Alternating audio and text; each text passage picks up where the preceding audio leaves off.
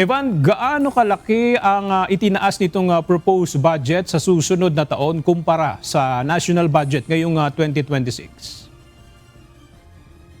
Aga 407 billion pesos ang itinaas itong hinihinging budget para sa taong 2027 kumpara sa national budget ngayong 2026. 7.2 trillion pesos ang nakasaad sa National Expenditure Program, 6% na mas mataas kaysa sa 6.7 trillion pesos na national budget ngayong taon. Samantala, 10 ahensya naman ang itinala ng Department of Budget and Management na makakakuha ng pinakamatataas na alokasyon sa panukalang pondo.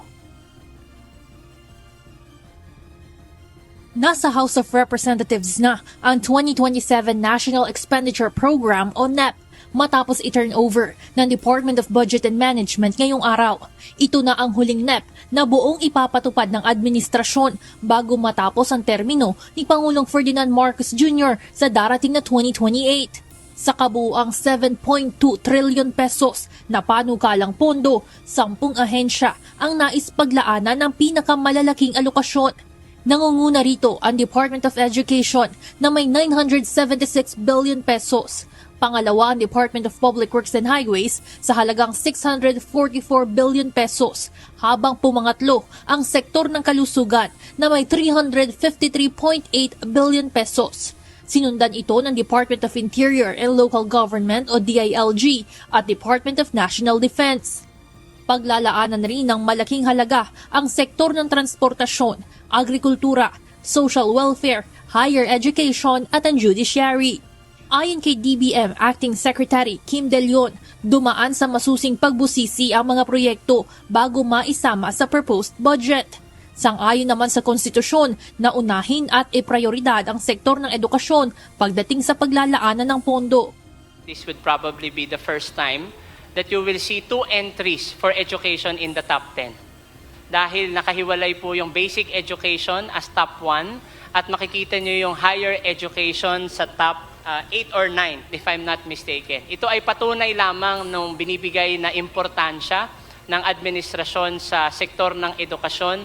Kaya kung pagsasamahin pa natin yung basic at higher education, talagang ito yung makakatanggap ng pinakamalaking alokasyon among departments and sectors in the National Expenditure Program.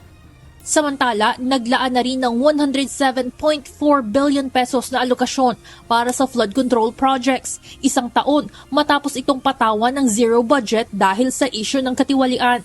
Para sa DBM, hindi po pwedeng isawalang bahala ang mga isasagawang proyekto kontra baha, maging ang maintenance, repair at rehabilitation ng mga umiiral ng proyekto. Sang-ayon na rin sa request mismo ng DPWH.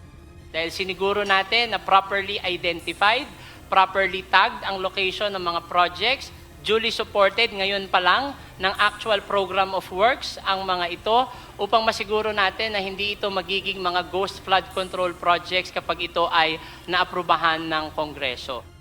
Ayon naman kay House Committee on Appropriations Chairperson Nueva Ecija 1st District Representative Micaela Swansing, gagamiting batayan sa kanilang deliberasyon ang mga naging probisyon sa DPWH noong binuo ang General Appropriations Act 2026 at sasailalim sa pagsusuri ng Kamara ang flood control projects bago isama sa House General Appropriations Bill o HGAB. Section 8 of the Special Provisions under DPWH GAA in 2026.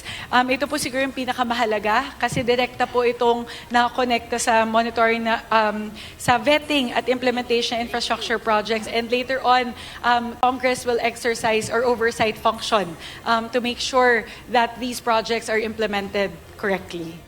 Tiniyak rin ito na mananatiling transparent ang Kamara sa mga isasagawang pagrepaso sa panukalang pambansang pondo, gaya kung paano nila tinalakay ang panukalang budget noong 2026, kung saan nagkaroon ng Budget Amendments and Review Subcommittee.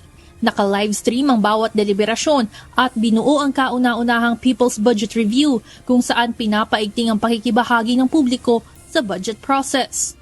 We can institute closer coordination between the civil society organizations and the respective vice chairpersons of the Committee on Appropriations handling their respective agencies.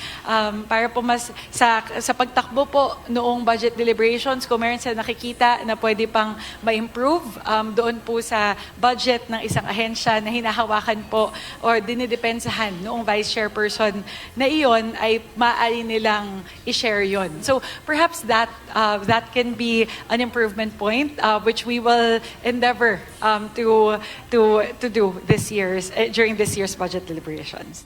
Inaasahang uumpisahan ang pagtalakay sa proposed national budget sa Committee on Appropriations kasama ang Development Budget Coordination Committee o DBCC sa darating na August 17.